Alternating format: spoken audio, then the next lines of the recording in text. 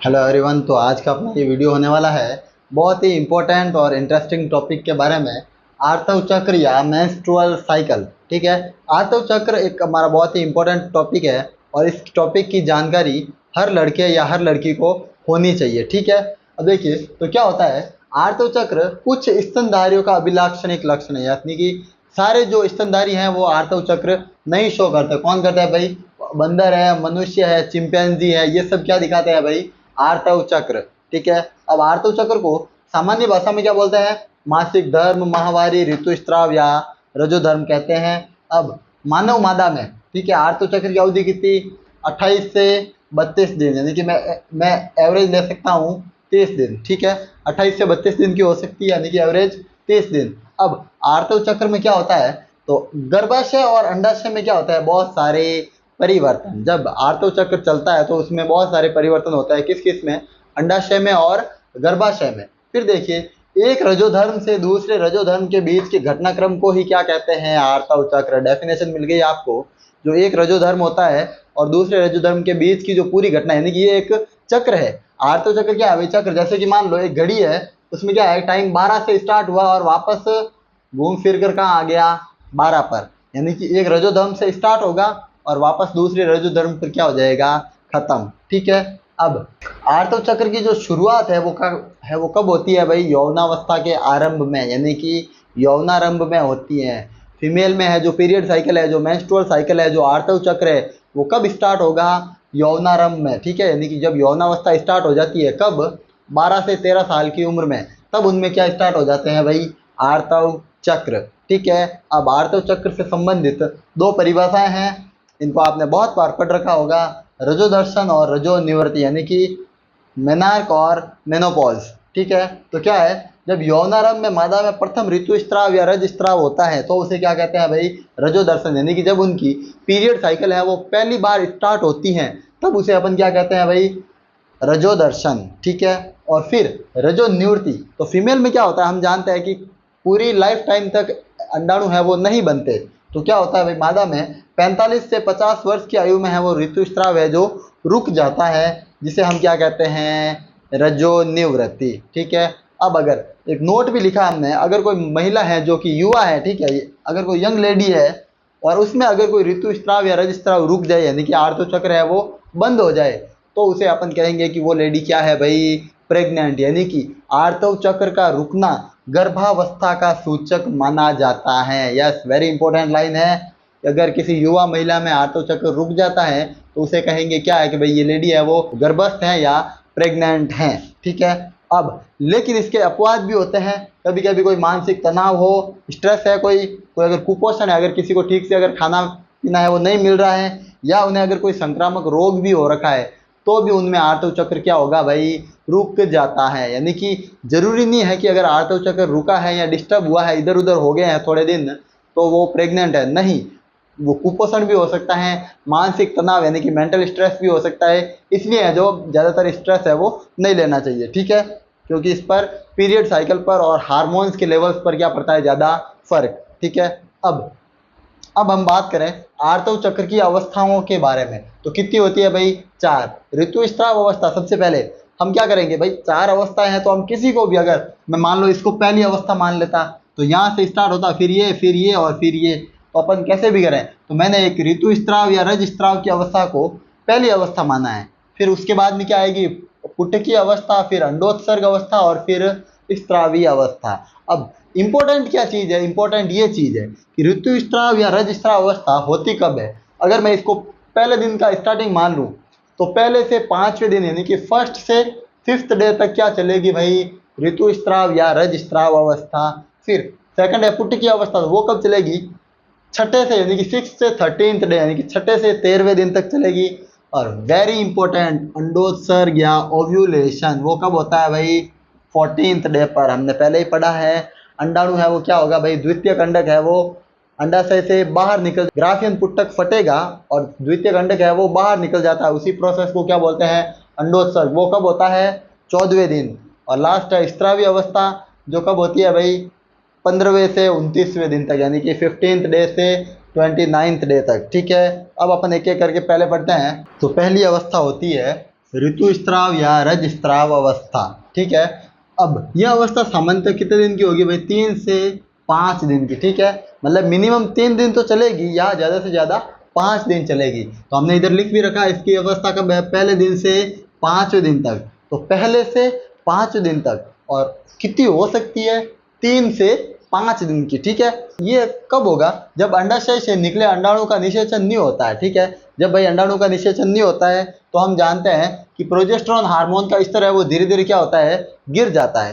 भाई जब निषेचन नहीं होता तो हम जानते हैं वो कॉर्पस ल्यूटियम है वो नष्ट हो जाती है। ये देखिए चौथी अवस्था को अगर हम देखें तो क्या लिख रखा है हमने? यदि निषेचन नहीं होता है तो कॉर्पस ल्यूटियम टूट जाती है, और जिस कारण अगला आर्तव चक्र क्या हो जाता है? स्टार्ट। यानी कि कॉर्पस ल्यूटियम के टूटने या नष्ट होने से प्रोजेस्टेरोन हार्मोन का स्तर क्या होगा भाई? बिल्कुल ही गिर जाएगा, और जिस कारण है वो प्रोजेस्टेरोन हार्मोन का स्तर गिर जाता है, जिस कारण गर्भाशय की सबसे आंतरिक परत, ठीक है, आंतरिक परत कौन सी होती है भाई? एंडोमेट्रियम की कोशिकाएं टूटने लगती हैं। प्रोजेस्टेरोन हार्मोन का स्तर गिरने से क्या होगा भाई?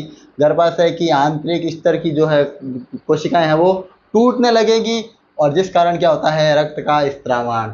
और इसे ही हम क्या कहते हैं भाई? ऋतुस्राव या रजस्राव अवस्था।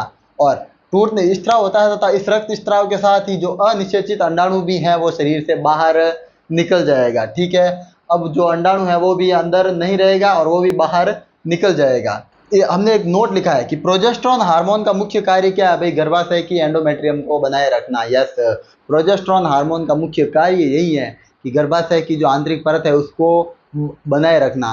अगर प्रोजेस्टेरोन ज़्यादा है तो गर्भाशय की आंतरिक परत बनी रहेगी, और अगर जो है प्रोजेस्टेरोन का स्तर अगर गिर गया तो गर्भाशय की आंतरिक परत है वो नहीं बच पाएगी, उसकी कोशिकाएं हैं वो टूटने लगेगी। ठीक है, अब दूसरी है पुट्ट की अवस्था। अब पुट्ट की अवस्था क्या होता है? जैसे ही ये जो है पीरियड साइकिल अगर हुई, ठीक है, बंद, इसे बोलते हैं अपन नॉर्मली भाषा में, ठीक है, जो है पीरियड्स कहते हैं, जिसमें क्या होता है? ब्लीडिंग यानी कि रक्त स्त्राव होता है फीमेल में। ठीक है, अब जैसे ही ये अवस्था पूरी हुई फिर क्या होगा?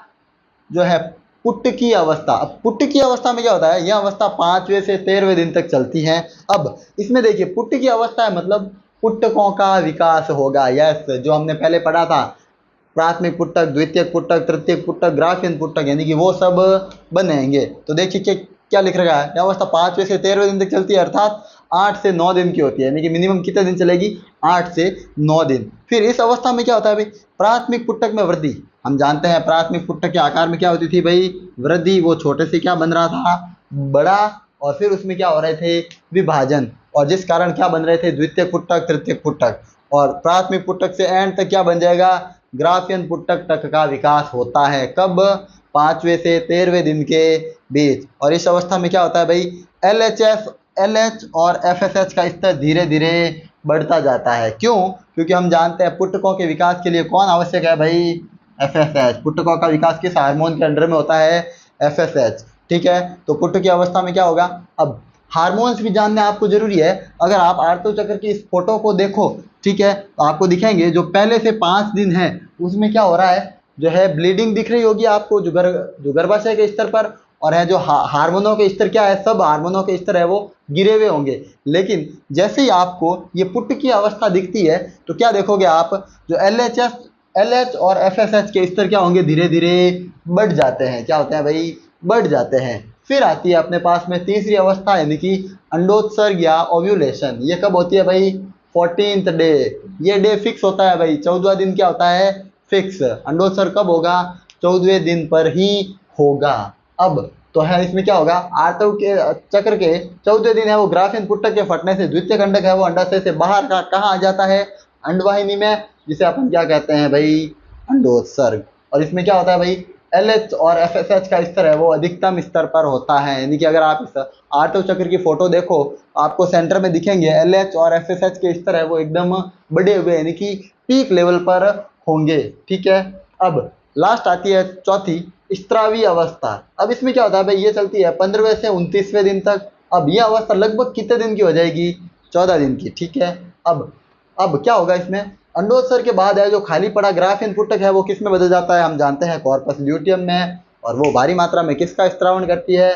प्रोजेस्टेरोन का, और जो गर्भाशय के एंडोमेट्रियम को बनाए रखता है। ठीक है, तो प्रोजेस्टेरॉन क्या करेगा, गर्भाशय की एंडोमेट्रियम को वापस से रिपेयर करेगा, ठीक है, अच्छा बनाएगा उसको, कौन, प्रोजेस्टेरॉन हार्मोन। लेकिन अगर निषेचन ही नहीं हुआ तो क्या होगा भाई, कॉर्पस ल्यूटियम है वो हम जानते हैं नष्ट हो जाती है, प्रोजेस्टेरॉन का स्त्रावण गिर जाता है और जिस कारण वापस क्या हो जाती है भाई, ऋतुस्राव या रजस्राव अवस्था, यानी कि अगला आर्तव चक्र स्टार्ट हो जाता है, ठीक है। ये हमने लिख रखा है इसको, यदि निषेचन होता है तो कॉर्पस ल्यूटियम बनी रहती है तथा आर्तव चक्र की सभी अवस्थाएं बंद हो जाती है। अगर निषेचन हुआ तो कॉर्पस ल्यूटियम रहेगी और आर्तव चक्र की सभी घटनाएं क्या हो जाएगी, बंद। लेकिन अगर निषेचन नहीं हुआ तो कॉर्पस ल्यूटियम नहीं रहेगी और अगला आर्तव चक्र क्या हो जाएगा, स्टार्ट। यानी कि इसीलिए कहते हैं कि आर्तव चक्र का रुकना गर्भावस्था या प्रेगनेंसी का सूचक है, क्योंकि क्या हो गया भाई, निषेचन, और जिस कारण क्या हो जाएगा, अगला आर्तव चक्र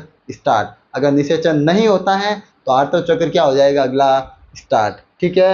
आई होप ये चारों आपको अवस्थाएं समझ में आई होगी। अगर हम इस फोटो की बात करें तो इसमें देखो आप, जो शुरुआत के जो हैं उसमें आपको सारे हार्मोन हैं जो पहले से 5वें दिन तक क्या होंगे, आपको दिखेंगे कम, और मोस्टली पहले से 5वां दिन है वो कौन से हार्मोन पर डिपेंड करता है, प्रोजेस्टेरॉन हार्मोन के स्तर पर। फिर जो आपको 5वें से 13वें दिन है इसमें क्या होगा, LH और FSH है वो धीरे धीरे बढ़ेंगे और 14वें दिन पर सारे हार्मोन्स अपने मैक्सिमम पे दिखेंगे, पीक पर, ठीक है। और फिर धीरे धीरे क्या होगा भाई, कॉर्पस ल्यूटियम प्रोजेस्टेरॉन का स्त्रावण आपको दिख रहा होगा, प्रोजेस्टेरॉन का जो ग्राफ है जो आपको रेड में शो हो रहा है वो क्या हो रहा है, धीरे धीरे एक बार बढ़ेगा और फिर आगे वापस क्या हो रहा है भाई, घट रहा है, ठीक है। तो ये अपना क्या हो गया, आर्तव चक्र। वेरी इंपॉर्टेंट है, वेरी सिंपल है, आई होप आपको समझ में आ गया होगा। तो नेक्स्ट अपना टॉपिक है निषेचन या फर्टिलाइजेशन, ठीक है। तो देखिए निषेचन या फर्टिलाइजेशन क्या होता है, तो हम जानते हैं कि भाई नर तथा मादा युग्मक, और वो कौन होते हैं भाई, नर का युग्मक है शुक्राणु और मादा का कौन है, अंडाणु, के संलयन यानी कि मिलने की प्रक्रिया को ही क्या कहते हैं, निषेचन। यानी कि नर और मादा युग्मक के संलयन होने की प्रक्रिया को ही क्या बोलते हैं भाई, निषेचन। अब निषेचन की प्रक्रिया है वो कहाँ पूर्ण होती है भाई, अंडवाहिनी के एम्पुला क्षेत्र में, किसमें, अंडवाहिनी के एम्पुला क्षेत्र में, ठीक है। और निषेचन की प्रक्रिया है वो 4 चरणों में पूर्ण होती है, ठीक है। अब तो 4 चरणों के पहले आपको अलग से नाम लिख लेने हैं जो मैं आपको बता दे रहा हूँ। शुक्राणु का अंड की ओर गमन, जुड़ाव तथा भेदन, अंड का सक्रियण और युग्मकों का केंद्रक संलयन। एक बार आप इन चारों के नाम लिख लीजिए और फिर एक एक करके हेडिंग लगा के पढ़ेंगे, क्योंकि नाम भी याद रखने जरूरी है इस प्रोसेस को समझने के लिए। तो चलिए स्टार्ट करते हैं। सबसे पहले शुक्राणु का अंड की ओर गमन। भाई देखिए नाम से पता चल रहा है कि पहले क्या होगा, शुक्राणु है वो किसकी ओर गमन करेगा, अंडाणु की ओर, ठीक है। तो नर मानव के द्वारा मादा के जनन मार्ग में लगभग 300 से 500 मिलियन यानी कि, ठीक है, शुक्राणु मुक्त किए जाते हैं, यानी कि 30 से 50 करोड़, ठीक है, 20 से 30 करोड़, अलग अलग लिखते हैं, कोई फर्क नहीं है, यानी कि करोड़ों की संख्या में तो शुक्राणु मुक्त किए जाते हैं।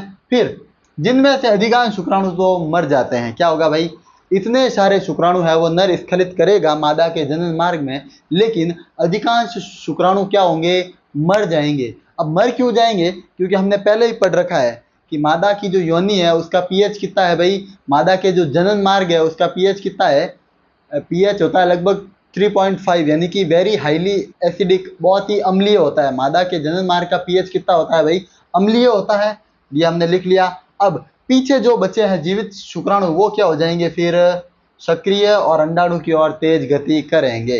यानी कि एक बार जो मर गए वो तो मर गए, लेकिन पीछे जो जीवित बचे शुक्राणु हैं वो एक्टिवेट हो जाते हैं, सक्रिय हो जाते हैं और फिर अंडाणु की ओर तेज गति यानी फटाफट से गति करने लगते हैं। अब गति किस कारण करते हैं, तो देखिए शुक्राणु की सतह पर एक प्रोटीन होता है एंटी फर्टिलाइजिन और अंडाणु की सतह पर होता है फर्टिलाइजिन। तो एंटी फर्टिलाइजिन और फर्टिलाइजिन प्रोटीन है वो एक दूसरे को आकर्षित करते हैं। तो क्या होगा भाई, अंडाणु बड़ा है शुक्राणु छोटा है, तो अंडाणु खुद है जो शुक्राणु को क्या करता है, आकर्षित, ठीक है। कौन आकर्षित करता है भाई, अंडाणु। क्यों, क्योंकि उसकी सतह पर कौन है, फर्टिलाइजिन प्रोटीन, ठीक है, जिस कारण ये दोनों एक दूसरे को क्या करते हैं, आकर्षित। लेकिन ऐसा नहीं होगा कि जो शुक्राणु है वो अंडाणु को आकर्षित करे, क्योंकि अंडाणु का आकार है वो शुक्राणु की तुलना में बहुत बहुत बहुत बड़ा है, ठीक है। अब क्या होता है दूसरे स्टेप में, जुड़ाव तथा भेदन। अब क्या होगा, जब शुक्राणु है जो अंडाणु के बिल्कुल पास पहुंच जाएगा तब देखिए अंडाणु के पास पहुंचने के बाद शुक्राणु है वो अंडाणु की बाहरी परत कोरोना रेडिएटा से चिपक जाते हैं। क्या होगा भाई, शुक्राणु है वो अंडाणु तक पहुंचेंगे और उसकी जो परत है कोरोना रेडिएटा उसके साथ में चिपक जाएंगे। जो बाहरी परत है कोरोना रेडिएटा यहाँ पर आकर ऐसे चिपक जाते हैं और जिस कारण है वो कोरोना रेडिएटा क्या होती है भाई, फट जाती है। ओके, अब कोरोना रेडिएटर यहाँ से पूरी क्या होगी भाई, हट जाएगी या फट जाएगी। ठीक है, फिर अंडाणु की जो आंतरिक परत है हम जानते हैं कौन सी है भाई, जोना पेल्यूसिडा को केवल एक ही शुक्राणु पार करता है तथा उसमें प्रवेश करता है। कोरोना रेडिएटर पर तो बहुत सारे शुक्राणु आकर जुड़ जाएंगे, लेकिन जोना पेल्यूसिडा को केवल कितना शुक्राणु पार कर पाता है, केवल एक। और फिर क्या होता है, एक शुक्राणु के प्रवेश करने के बाद में जोना पेल्यूसिडा की परत है वो अधिक कठोर हो जाएगी। जैसे ही एक शुक्राणु इसके अंदर प्रवेश हुआ ये बहुत ज़्यादा क्या हो जाती है भाई, कठोर। कौन, जोना पेल्यूसिडा, और जो कि अन्य शुक्राणुओं को प्रवेश करने से रोकती है। यानी कि एक शुक्राणु के प्रवेश करने के बाद में दूसरा शुक्राणु उसमें प्रवेश नहीं कर सकता, नहीं कर सकता, नहीं कर सकता। ठीक है, फिर और अंडाणु में केवल कौन जाता है भाई, शुक्राणु का शीर्ष और मध्य भाग, यानी कि जो पूंछ है वो बाहर ही रहती है। अंडाणु के अंदर केवल कौन प्रवेश करेगा, शीर्ष और मध्य भाग। अब जब अंडाणु में शुक्राणु प्रवेश कर गया तब क्या होता है, थर्ड स्टेप, अंड का सक्रियण। अब क्या होगा, अंड का सक्रियण। तो अंडाणु में प्रवेश होने के बाद में शुक्राणु का जो एक्रोसोम है, अब भाई जोना पेल्यूसिडा को पार कर दिया, अब शुक्राणु का जो एक्रोसोम है यानी कि जो अग्रपिंडक है, जो आगे वाला भाग है, वो क्या करेगा, अंडाणु की झिल्ली यानी कि केंद्रक झिल्ली में प्रवेश करने में सहायता करता है। अब एक्रोसोम किस में हेल्प करेगा, इस केंद्रक में पेनिट्रेट करने में। ठीक है, यानी कि केंद्रक की झिल्ली को हटाएगा। और फिर क्या होगा, अब शुक्राणु के अंडाणु, अंडाणु का मतलब वहां पर अंडाणु नहीं था, कौन था भाई, सेकंड अंडक, यानी कि द्वितीय अंडक। हम जानते हैं वो किस अवस्था में था, द्वितीय अंडक में प्रवेश होने के बाद में जैसे ही शुक्राणु द्वितीय अंडक में प्रवेश हुआ तब क्या होगा, दूसरा अर्धसूत्रीय विभाजन यानी कि द्वितीयक अर्धसूत्रीय विभाजन पूर्ण होता है और जिससे क्या बनता है भाई, एक अगुणित अंडाणु। अब अच्छे से सक्रिय अंडाणु बना है, कब, निषेचन होने के बाद, यानी कि शुक्राणु के प्रवेश करने के बाद में इसमें दूसरा अर्धसूत्रीय विभाजन पूर्ण होता है और जिससे क्या बनता है भाई, अगुणित अंडाणु और द्वितीय ध्रुवीय पिंड। ठीक है, और फिर अगुणित अंडाणु बनने के पश्चात शुक्राणु और अंडाणु के केंद्रक मिलते हैं। और केंद्रक कब मिलेंगे, जब अगुणित अंडाणु बन जाएगा, यानी कि दूसरा अर्धसूत्रीय विभाजन होने के बाद में शुक्राणु और अंडाणु के केंद्रक आपस में मिलते हैं। ठीक है, फिर लास्ट में क्या है, युग्मकों का केंद्रक संलयन। तो जब दोनों के केंद्रक आपस में मिलेंगे तो केंद्रक संलयन से दोनों के गुणसूत्र आपस में मिल जाते हैं और जिससे क्या बनेगी, वेरी इंपॉर्टेंट चीज है, एक द्विगुणित कोशिका युग्मनज या जाइगोट का निर्माण होता है। तो देखिए मैं अगर यहाँ लिखूं स्पर्म प्लस एग, शुक्राणु प्लस अंडाणु, तो दोनों मिलकर क्या बनाते हैं भाई, जाइगोट या युग्मनज। और स्पर्म कैसा है, एन यानी अगुणित, एग भी कैसा है, एन अगुणित, लेकिन जाइगोट कैसा होता है भाई, द्विगुणित। तो निषेचन के पश्चात पहली द्विगुणित बनने वाली कोशिका को हम क्या कहते हैं भाई, युग्मनज या जाइगोट। ठीक है, वेरी इंपॉर्टेंट है। आई होप आपको ये समझ में आ गया होगा। नेक्स्ट, निषेचन के बाद में हम पढ़ेंगे विदलन। विदलन को बोलते हैं इंग्लिश में क्लीवेज। तो देखिए क्या होता है विदलन या क्लीवेज। तो निषेचन से बने युग्मनज में समसूत्रीय विभाजन होते हैं। अब देखिए जब निषेचन हो गया और जब युग्मनज बन गया एक 2n सेल, तो अब क्या होगा, इसमें बार बार समसूत्रीय विभाजन यानी कि 1 से 2, 2 से 4 ऐसे समसूत्रीय विभाजन होते जाएंगे और जिससे एक कोशिकीय युग्मनज है वो एक बहुकोशिकीय संरचना में बदल जाएगा। और यह संरचना अंडवाहिनी से आगे किसकी ओर बढ़ती है भाई, गर्भाशय की ओर। ठीक है, अब युग्मनज के एक कोशिकीय से बहुकोशिकीय संरचना बनने की प्रक्रिया को ही क्या बोलेंगे भाई, विदलन। यस, तो विदलन किसे कहते हैं, बार बार समसूत्रीय विभाजन होगा जिस कारण एक कोशिकीय युग्मनज है वो क्या बदल जाएगा, एक बहुकोशिकीय संरचना में। इसी प्रोसेस को अपन क्या कहते हैं भाई, विदलन। ठीक है, इंपॉर्टेंट डेफिनेशन है। फिर मोरूला, मोरूला को हिंदी में बोलते हैं तुतक। अब ये मोरूला क्या होता है, अब युग्मनज में है जब लगातार विभाजन होंगे तो क्या बनेगा भाई, मोरूला। अब देखिए युग्मनज पहले एक कोशिका थी, 1 से 2, 2 से 4, 4 से 8, जब 8 कोशिकीय संरचना बन जाएगी और 8 से 16 आगे तो क्या होगा, तो मोरूला क्या होते हैं, 8 से 16 कोशिकीय संरचना होती हैं और जो एक ठोस गेंद की तरह दिखाई देती है। अगर हम मोरूला को ड्रॉ करें तो मोरूला एक इस तरीके से होगा जिसके अंदर 8 से 16 कोशिकाएं दिखाई देंगी। इसी को मैं क्या बोल सकता हूँ भाई, मोरूला। ठीक है, बुक में आपको 8 कोशिकाओं का फोटो दिख रहा होगा और ये कैसी दिखती है भाई, ठोस गेंद की तरह दिखाई देती हैं। और लेकिन मोरूला का निर्माण है वो किस में हो जाता है भाई, अंडवाहिनी में ही हो जाता है। मोरूला कहाँ पर बन जाएगा, अंडवाहिनी में ही।